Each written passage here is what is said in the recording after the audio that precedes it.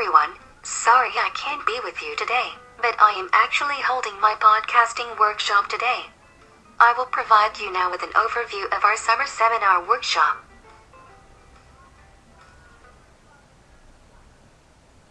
For the last 3 years, OIT has organized, along with other initiatives, a summer podcasting workshop, which this year saw the participation of 12 faculty members from several departments.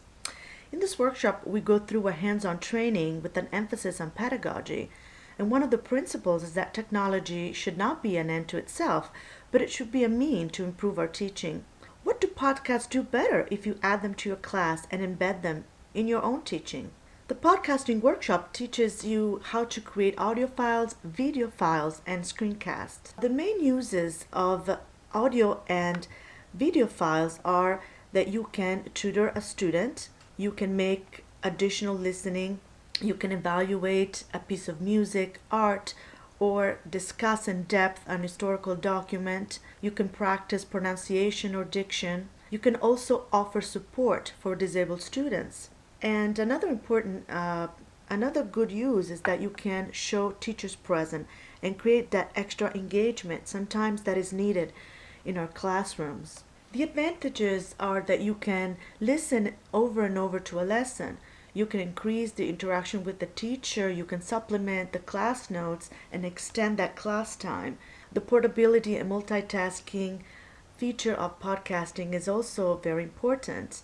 And it also shortens the studies time for some students. Videocasting for education has several benefits. You can reach students with a variety of learning styles. You can make a tutorial to learn a specific manual skill or physical processes. You can strengthen the motivation for learning. And you can present situations that would be difficult otherwise to present.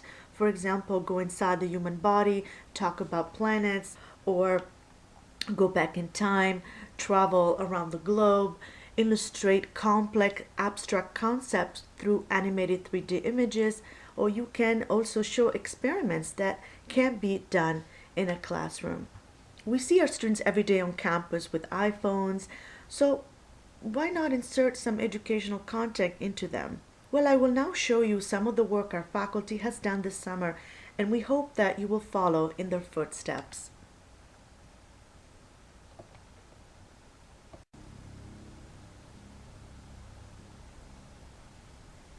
This is the podcast made by Franklin Moore, which is an audio podcast, and it's used to introduce the course to the students and to create that professor-student connection.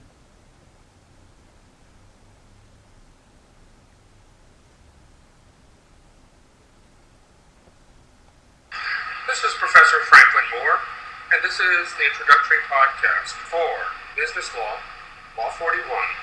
The online class. Each week I'll give a brief, short synopsis of the chapter. Additionally, from week to week, you may also hear lectures that I'm actually giving on the same topic to the traditional in-class version of this course. These lectures are meant to supplement material in the text. I'm not going to repeat everything in the text because I expect you to read the text, follow along, and should you have any questions about the text, to discuss those on the discussion. That having been said, today is merely an introduction to the way this course works. This course is an online course, which means you must sign. The next is a video made with screencast by Randy Shane from Psychology.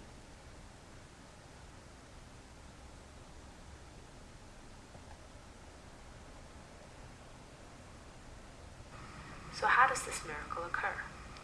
A number of factors influence early brain development, including our genes, food and nutrition, physical activity, daily experiences, responsiveness of caregivers, and love. In the past, some scientists thought that brain development was determined by one's genes, and that brain growth followed a biologically predetermined path. Now we know that early experiences impact the development of the brain and influence the specific way in which the circuits or pathways of the brain become wired. We are born with more than 100 billion brain cells, or neurons, more than we will ever need. For the most part, neurogenesis, the birth of new neurons, only occurs during prenatal development. The exception is in the hippocampus, the part of the brain involved in learning and memory. Neurons are the specialized cells of the nervous system that are capable of communication. Okay, so this is a well done video by Randy. She made other ones. Now I'm going to show you a history video podcast.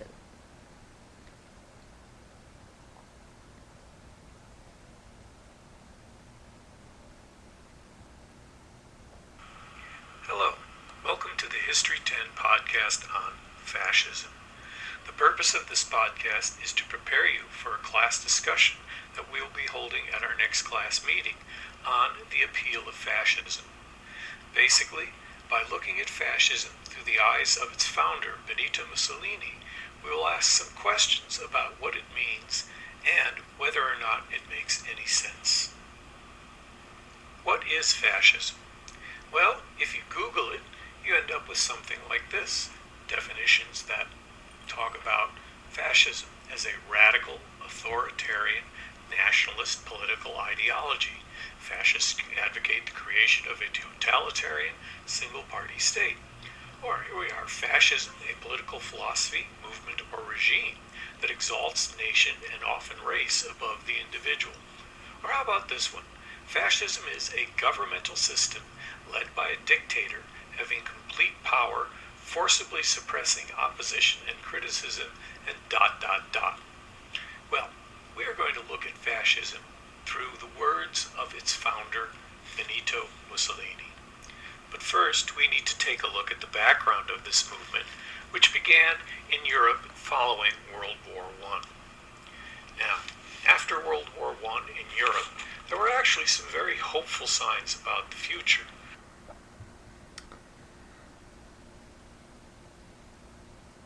Now I'm going to show you another video made by Marilyn Gajon from Business.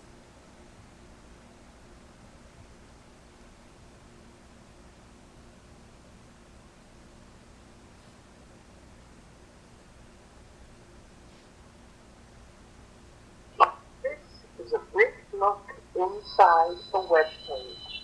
A web page is a computer file that is stored on an internet server. We could call it two-faced because the page looks different depending on what program you use to open it. When you look at a web page through a browser program like Internet Explorer or Firefox, it looks like this. But when you create or revise the web page using a text editing program like Notepad or an HTML editor like Dreamweaver, the page will look like this.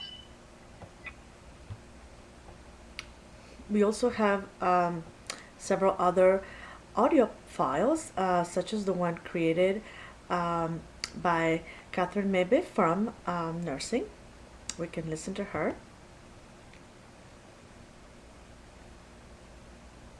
Hi students, this is an audio lecture on spinal cord injury. You should have read the content before listening to this audio lecture so that the content would make more sense to you as you listen. As you already know, the spinal cord injury can be classified as complete or incomplete. When we're talking about a complete spinal cord injury, it means that the spinal cord has been severed or damaged in a way that eliminates all innervation below the level of injury. So therefore, the client cannot feel anything below the level of injury. In an incomplete spinal cord injury, there is some function of or movement below the level of the injury. There are many different types of spinal cord injuries, but I'm just briefly going to mention about 5. A client can have what is known as a hyperflexion. This is a video made by Professor Tamar Rothenberg from the History Department. It's a guide tutorial on how to read the History 10 and History 11 syllabus. This is her video that she posted on YouTube.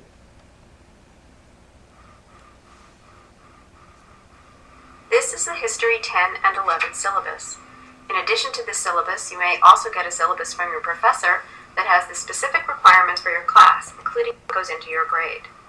There are several different elements on the syllabus, and this brief video will help you understand the different parts. This is the overview of the course. It tells you briefly what the course will cover. These are the books that you need for the course. They are available as a package at the school bookstore. They are the same editions that were used last year, so you may be able to get them used. This is the textbook. It is the main book for the course. The pages in the syllabus under textbook refer to this book. This is the document reader. It contains some of the important documents that we will read about in the course. Documents are sources for historical research. Documents in this reader include political declarations of independence, international treaties, selections from influential books, and personal letters.